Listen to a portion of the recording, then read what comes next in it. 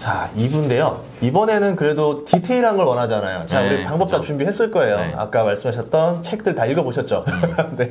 자, 그러면은 방법, 말고 실천론으로 들어가도록 하겠습니다.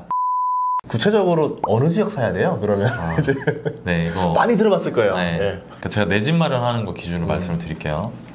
내 집 마련한다 치면은 예. 자기가 이제 지역을 딱 먼저 정하고요. 정하고 그 다음에 가격을 봐요. 가격 보고 그리고 좌절을 해요. 그리고 주식을 해요.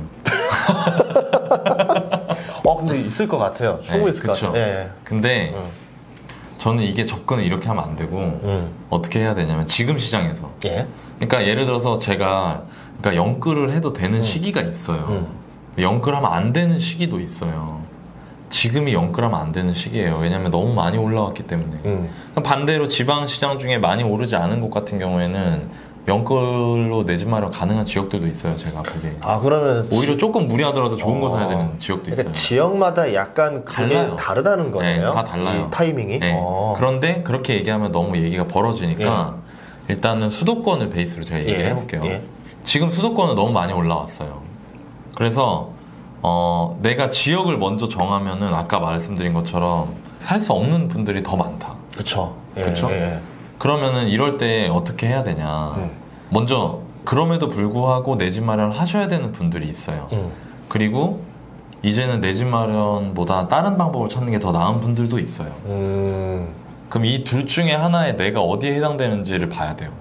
그 기준을 제가 얘기를 해볼게요. 그러니까 어디를 사야 돼요는 말이 안 되는 거예요. 왜냐면 어떤 사람은 한 달에 1,000만 원 벌고 어떤 사람은 한 달에 300 버는데 제가 여기 뭐 지하철 들어오니까 여기 사세요. 이거가 말이 안 되는 거예요. 그분들한테. 무슨 얘기인지 아시죠? 그러니까 저도 이런 말 해요. 그러니까 어디 사고 싶냐 그러면 솔직히 말하면 딱 하나만 사라 그러면 돈 신경 안 쓰고 여의도.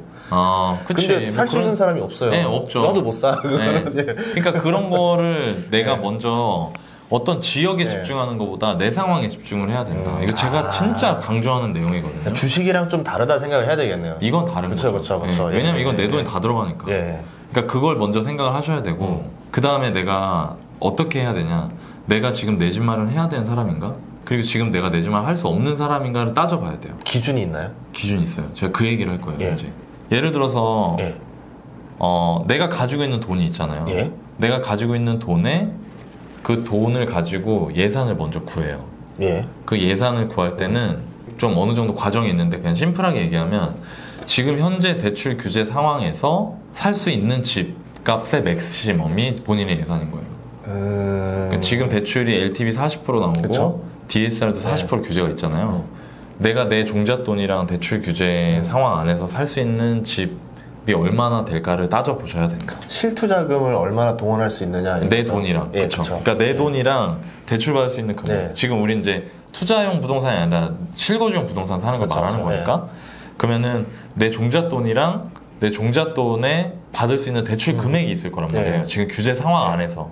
그거 두 개 합친 게 그냥 내가 살 수 있는 집이에요. 그쵸. 그러니까 내 금액을 먼저 정해야지 지역을 정하면 안 돼요. 그래서 예를 들어서 내가 뭐 3억 정도를 모았다. 뭐 2억 정도를 직장 생활을 하면서 모았고 요즘에 결혼을 30대 중반에 하시더라고요. 그동안 내 예비 신부, 예비 남편이랑 예비 신랑이랑 같이 모은 돈 합쳐보니까 한 2억 정도 되고 거기에 뭐 부모님은 뭐 한 5천만 원 정도 도와준다. 그래서 한 2억 5천이 돼요. 내가 종잣돈이. 그리고 우리 소득이랑 DSR, LTV 다 따져보니까 집값이 한 5억까지 내가 살 수 있을 것 같다. 마련할 수 있을 것 같다.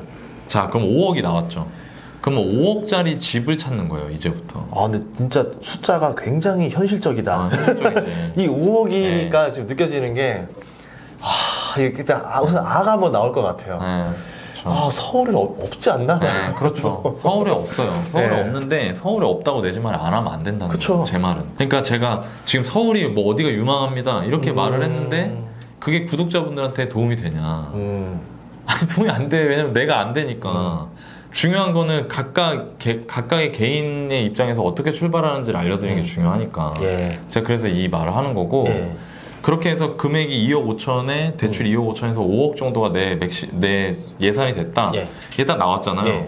그 다음에 해야 될 거는 여러분들이 네이버 부동산에서 가격으로 필터 걸 수가 있거든요.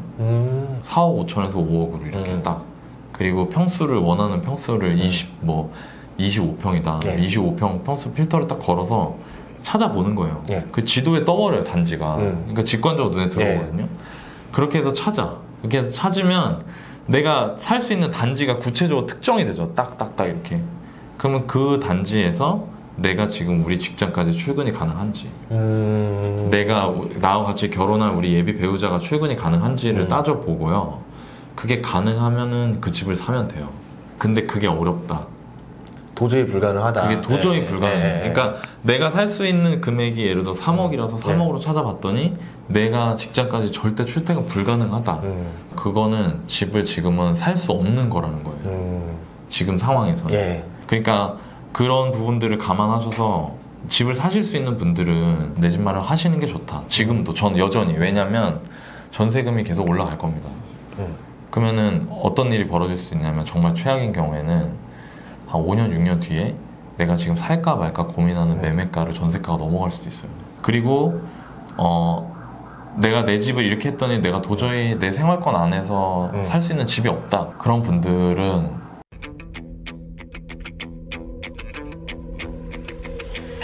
주식하시는 게 맞는 것 같아요. 아, 그럴 때는 다른 더 초과 수익을 낼 수 있는 투자들을 알아서 오히려 그때는 그 제가 처음에 했던 것처럼 깔고 왔는 돈을 최대한 줄이면서 주식이든 아니 제가 주식해도 하시는 게 나을 것 같다는 건 전인구님 채널이라 그렇게 얘기하는 거예요. 네, 뭐 예를 들어서 네, 다른 투자를 알아보자 그렇죠. 이런 거죠. 아까 제가 말씀드린 그런 뭐 책 읽고 이렇게 하면서 탐색해 보니까 나는 부동산이 맞다. 그러면 내가 깔고 왔는 돈을 줄이면서 부동산 투자를 하는 게 맞아요. 만약에 난 주식이 맞다. 그럼 주식 투자를 하는 게 맞아요. 그렇게 하면서 다음 사이클을 준비하는 게 저는 훨씬 합리적인 생각이라고 생각해요. 저도 처음에 저 집 살 때 돈이 정말 부족한 때여서 아마 내 집 한 채 살 돈 없었어요. 그래서 중간에 했던 선택이 뭐였냐면 쉐어하우스. 종잣돈 마련을 위해서 했던 방법 중에 하나였는데 그러니까 네. 그런 거예요. 그러니까 꼭 답이 부동산 주식 투 트랙만 있는 거 아니에요. 그러니까 다양한 자기에 잘 맞는 방법을 선택하셔라. 예, 이런 얘기로 알겠습니다. 네, 그렇게 하면 될 것 같아요. 그러면 이제 내가 집을 살 수 있다. 네. 살 수 있는 분들이 뭐 예를 들어 아까 5억으로 했으면 5억짜리 아파트가 탁탁 떴잖아요. 그럼 거기 가서 뭘 봐야 되냐. 그쵸. 그러니까 막상 그냥 가서 잘 보고 왔네. 차로 한 바퀴 둘러보고 봤다는 사람 있어요. 임장했는데 한 바퀴 둘러봤대요. 네. 차로. 네. 임장하는 방법이 있죠. 어떻게 해야 돼요? 그거 진짜 왜냐면 솔직히 약간 그런 사람들 많잖아요. 부동산과 쑥스러워서 물어보기도 뭐하고 아줌마가 하자마자 얼마 있냐고 물어보잖아요. 대뜸. 그래서 거기서 쫄아가지고 왜 그걸 왜 물어보세요? 막 이러면서 나오고. 그걸 어떻게 해야 되냐면 내가 초보자인데 객관적으로 판단할 수 없는 상태에서 불특정인에게 정보가 들어오잖아요. 불특정인이 사장님들. 부동산 사장님들의 목적이 뭐죠? 팔아야죠. 거래. 거래예요, 거래. 그러니까 무슨 얘기를 하겠어요? 좋은 얘기. 그러면 내가 경험이 없기 때문에 그 얘기를 먼저 듣잖아요. 그러면 그 다음에 봐야 될 것들을 무시하게 되거나 왜곡해서 봐요. 그러니까 부동산 가는 요령이 있긴 한데 그거를 내가 경험이 없다. 그럼 일단 주변을 좀 둘러보세요. 가셔서. 그래서 뭘 먼저 봐야 되냐면 제일 중요한 건 교통입니다. 그쵸. 저라면 이렇게 할 것 같아요. 퇴근하고 가볼 것 같아요. 낮에가 아니고요. 왜냐면 내가 생활해야 되잖아. 그쵸. 그러니까 내 직장에서 지금 5억짜리 아파트 단지가 뭐 3개가 나왔어요. 3개 지역이 다 달라. 그럼 퇴근하고 하루는 A단지, 하루는 B단지, 하루는 C단지를 가보는 거예요. 최퇴근길에. 내가 이 집을 A단지를 사면 나는 앞으로 뭐 5년이든 뭐 6년이든 퇴근길이 이렇게 되겠구나를 체험을 하는 거죠. 그러니까 몸으로 해봐야 돼요. 이거 여기 너무 힘들다. B, C 해봤는데 그 중에 B가 제일 나아요. 그럼 일단 B가 가중치가 생기는 거예요. 이렇게 좀 표를 만들어 점수를 줘야 돼요. 괜찮네. 내 후보 단지 A, B, C 해놓고 일단 위쪽에 교통 딱 써놓고 가보는 거야. 가면서 이걸로 시간 재면서 얼마 걸렸다. 가는 길은 어땠고 사람이 뭐 많았고 적었고 괜찮았고 안 괜찮고 쓰는 겁니다. 그걸 써서 점수 매기고 그 다음에 뭘 봐야 되냐? 강남을 가봐야 돼요. 이제. 그러니까 내 직장도 중요한데요. 강남 접근성이 너무 중요하기 때문에 그 3개 단지 중에 강남을 또 가보셔야 돼요. 강남을 얼마 안에 이제 주파할 수 있느냐. 왜냐면 그게 자산 값어치 결정하기 때문에. 그러면 경기도로 딱 나누면은 이제 그 동남 쪽 위주로 많이 보겠네요. 거기가 좋죠. 거기는 일자리도 많고 그러니까 거기가 되게 저는 좋은 땅이라고 생각해요. 근데 물론 아무리 좋아도 비싸면 안 된다. 원래는. 근데 내 집 마련은 그거랑 상관없이 보는 거니까. 그렇죠. 예. 그러면 잠깐만 좀 디테일에 가봅시다. 거기 그 강남으로 라인이 뭐 다 알려줄 수 없으니까 어떤 지하철 분당선. 라인이 분당선? 신분당선 말고. 아, 분당선이 분당 아니에요?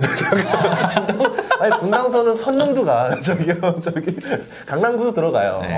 그 분당선 지나가는 동네들이 저는 좀 그래도 분당은 싸진 않아요. 근데 다만 최근에 입주가 있고 그러면서 다른 데가 올라가는 동안 못 올라가는 건 있어요. 약간의 지금 살짝 어떤 왜곡 현상이 벌어진 거죠. 왜곡 현상이 벌어지는 게 있어요. 거기도 그렇고 그 분당선 지나가는 분당 말고 다른 지역들은 좀 제가 보기에는 가격이 그래도 지금 제가 5억 얘기했잖아요. 그러니까 요거보다 조금 더 있어도 접근할 수 있는 아파트들이 있으니까. 근데 아까 말씀하신 것처럼 강남 접근성 같은 게 좋기 때문에 나쁘지 않거든요. 그러니까 이런 부분들을 좀 고려해가지고 내 집만 하실 때 보시면 어떨까. 알겠습니다. 그 다음에 보셔야 될 거는 그 동네의 상황을 봐야죠. 가서 환경을 보는 거예요. 왜냐면 예를 들어서 신혼부부다 그럼 결혼하고 애 놓을 거 아닙니까? 시간 지나면. 그럼 그것까지 생각을 해야 되는 거예요. 여기서 육아하기가 괜찮은가? 뭐 예를 들어 이 단지에는 어린이집이 단지 내에 있나? 이런 것들을 좀 보실 필요가 있고 주변에 사람들이 좋아하는 게 있으면 좋죠. 자, 그렇게 해서 그 동네 환경을 내가 익숙하게 깨우쳤잖아요. 그럼 부동산을 가요. 부동산 갈 때 그냥 가면 안 돼요. 선물사 갖고 가야 되나? 아니. 그건 더 안 돼. 그냥 가면 안 되고요. 그러니까 이런 거예요. 예를 들어서 집을 주로 토요일 날 많이 보죠. 많이 보러 가죠. 토요일 날 전인근님 토요일 날 댁에 계세요? 거의 어쨌든 나가 있죠. 그죠. 그 역지사지를 해보는 거예요. 나한테 집 보여줄 사람도 나간단 말이에요. 그러면 내가 아무 거 없이 막 내가 돌진형이야. 내가 막 행동파야. 야, 오늘 집 보러 간다. 그 집 막 보러 가갖고 막 문 벌컥벌컥 열어요. 그래가지고 집 좀 봅시다 하면 볼 집이 없어요. 그러니까 전화부터 해야 돼. 전화부터. 전화부터. 그러니까 가기 전에 전화부터 해보세요. 전화하셔서 사장님 제가 뭐 지금 5억 정도를 가지고 집을 내 집 마련하려고 하는 사람인데 네이버에 보니까 여기 한 뭐 4억 9천 5억 정도 하더라고요. 이 정도 금액으로 볼 수 있는 집들이 있습니까? 물어보는 거예요. 그러면 거기서 그래요. 뭐 입주하실 거예요? 뭐 투자하실 거예요? 막 이렇게 물어봐요. 아, 저 입주할 겁니다. 실소유자입니다. 그러면은 그러면 뭐 새낀 거는 안 되겠네요. 새낀 것도 괜찮으니까 보여달라고 하세요. 일단 보시는 게 좋아요. 그렇게 해서 집을 예약을 하고 가서 집을 보는 거예요. 집 보러 가셔서도 부동산 사장님들이 그런 경우 많거든요. 막 뭐 얼마나 있어요? 여기 뭐 집값 얼마나 뭐 살 수 있어요? 이런 사장님들도 있고요. 되게 좋은 사장님들도 많으세요. 맞아요. 근데 그거를 내가 직접 문 열고 들어가면은 상처받잖아요. 그러지 말고 전화로 걸르라는 거예요. 그러니까 전화해보면 느낌이 오잖아.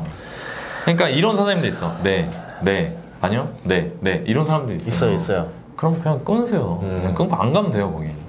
근데 친절한 사장님도 있어. 안녕하세요. 네, 언제 오실 수 있어요? 이렇게 하는 사장님들이 있거든요.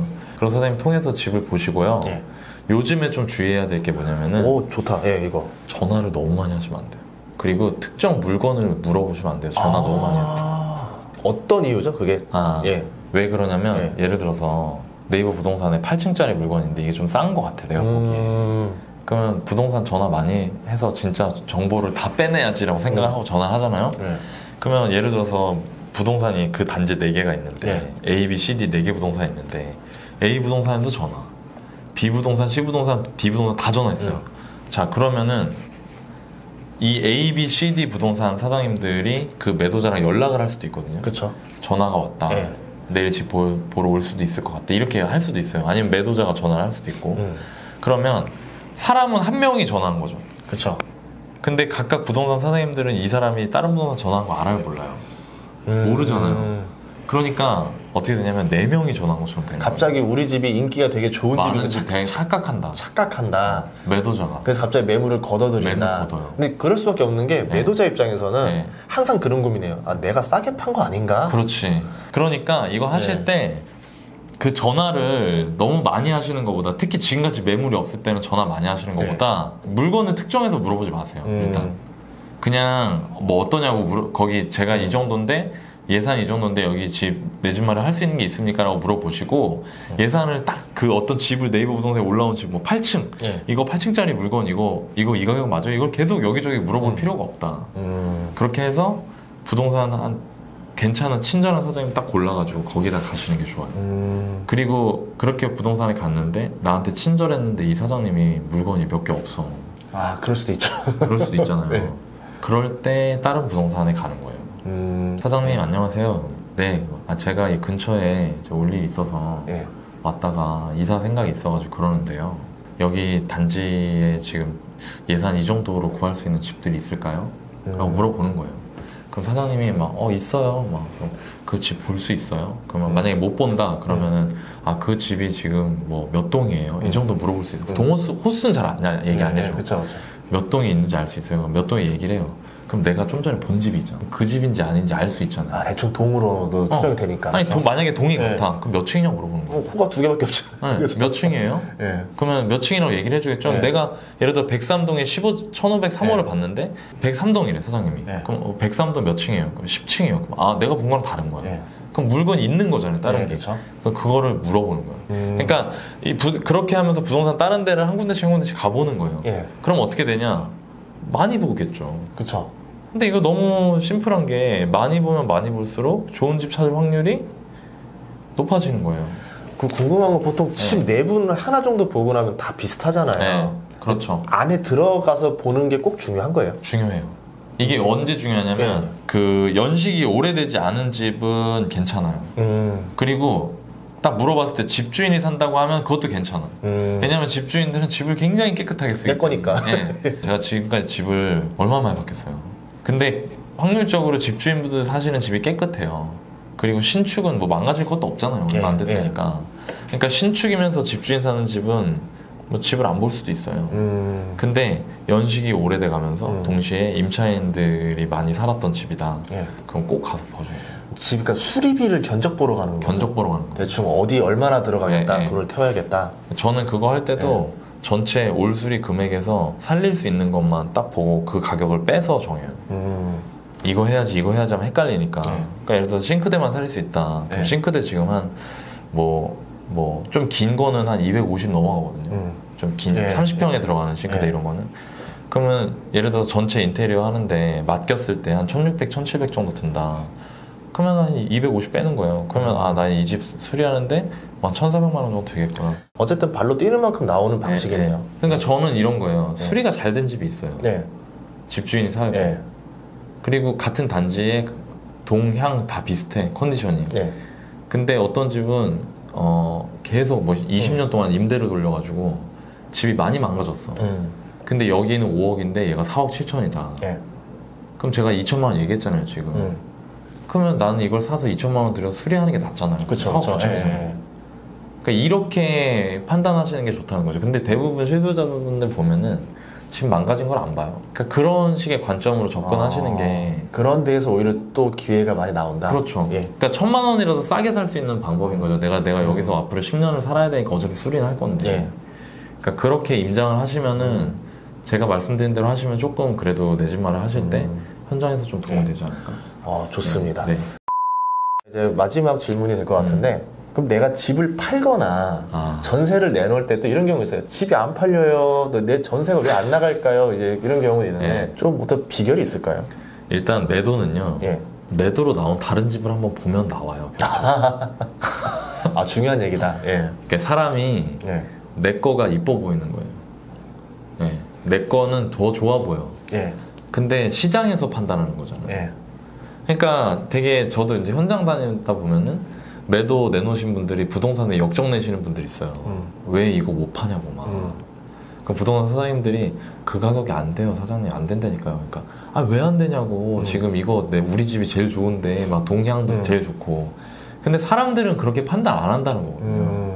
그럼 그때 현실적으로 깨달으려면 결국에 가격의 문제거든요. 그럼 내가 적정한 매도 가격을 책정을 하려면 제일 좋은 건 집 내놓기 전에 매도로 나와 있는 집들을 한번 보시는 게 좋아요. 예를 들면 내가 급할 게 없어요. 급할 게 없으면 걸어 놓을 수 있죠 시세를.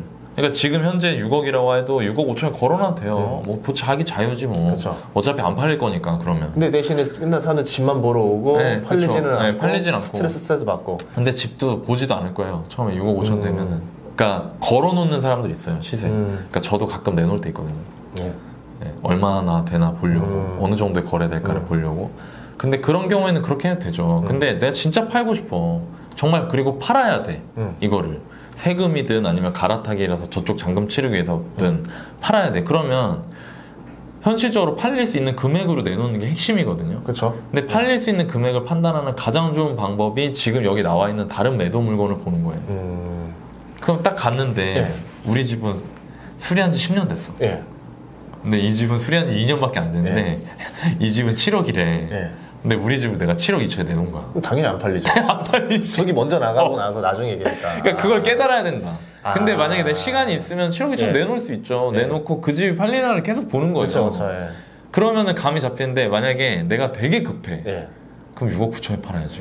전세는 이 4가지 조건이 있어요. 집 상태, 가격, 입주가 가능한 시기, 나와 같이 일하는 파트너. 이 4개가 중요한데 집 상태가 좋으면서 가격은 제일 비싸지 않고 입주 시기가 고정되어 있지 않은 집이 항상 제일 먼저 전세가 나가요. 네. 근데 이 3가지 조건 중에 하나라도 어그러지면 밀려요, 순서로. 근데 보통 이거를 아예 못 건드린 경우도 있잖아요. 세입자 살고 있는 집이라서 그렇죠. 정리도 안 되고 네. 뺄 수도 없고. 네. 그러면 그럴 때는 내가 이미 살 때부터 그거에 대한 플랜 B가 있어야 되는 거예요.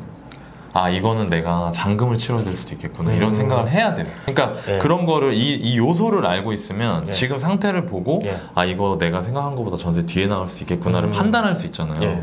그러면 준비를 할 수 있죠. 근데 예. 대부분 사람들이 그런 생각 없이 자기는 그냥 전세 무조건 최고가 맞출 수 있을 거라고 생각을 하고 그냥 사니까 그 뒤가 이제 가시밭길인 거예요.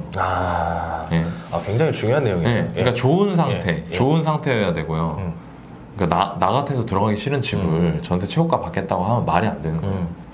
그 다음에 전세 가격도 저는 단지에서 제일 비싼 거보다 더 싸게 놔요, 항상. 그래야 잘 나가니까. 그리고 입주 시기도 고정이 안 되는 게 좋죠. 살 때부터. 그러니까 이걸 맞춰줄 수 있는 네. 집들을 애초에 살 때부터 그런 집 사는 게 좋다. 그리고 마지막으로 부동산 사장님이 이게 잘 안 되면 사장님한테 양해를 구하고 다른 데다 같이 내놓는 게 좋아요. 매도도 마찬가지예요. 매도도 한 군데만 내놓는 거랑 5군데 내놓는 거랑 속도가 달라요. 그렇죠. 네. 그러니까 좀 마음이 좀 힘들지만 그래도 사장님한테 양해를 구하고 왜냐면 이거 한두 푼이 아니니까 네. 양해를 구하고 좀 여러 군데 내놓으시는 것도 괜찮을 것 같다. 네.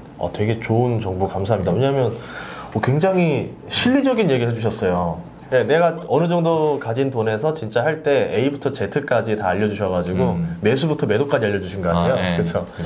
고맙습니다. 네.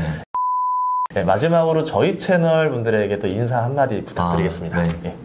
일단 전인구님 뵙게 돼서 저도 너무 영광이고 반갑고 제가 이런 채널 이제 출연해서 제 이야기를 할 때마다 제가 항상 하는 생각이 영상을 보시고 이 안에서 보시는 분들한테 득이 되는 거를 찾으려고 노력을 해주시면 좋을 것 같고요. 그러면 저랑 전인구님 이렇게 시간 내가지고 한 게 더 의미 있을 것 같고요.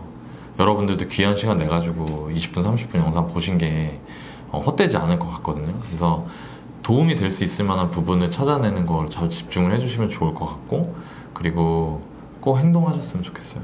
행동해서 실제로 나한테 도움이 되는 경험을 해나가시다 보면 다 재테크 잘 하시고 원하는 바를 이루실 수 있지 않을까 생각을 합니다. 네, 오늘 봐주셔서 너무 감사합니다. 네, 고맙습니다. 네. 다음 시간에도 더 좋은 정보로 찾아뵙도록 하겠습니다. 앞으로도 많이 사랑해 주시고요. 채널 월급쟁이 부자들 채널도 네. 많이 사랑 부탁드리겠습니다. 다음에 한 번 더 오세요. 좋아요. 한번 오셨어요? 저희 채널. 네. 알겠습니다. 고맙습니다. 안 그래도 또 책이 하나 더 나와가지고. 네. 조만간 전화. 예, 감사합니다. 그럼 반갑습니다. 다음 시간에 뵙겠습니다. 네, 감사합니다. 네.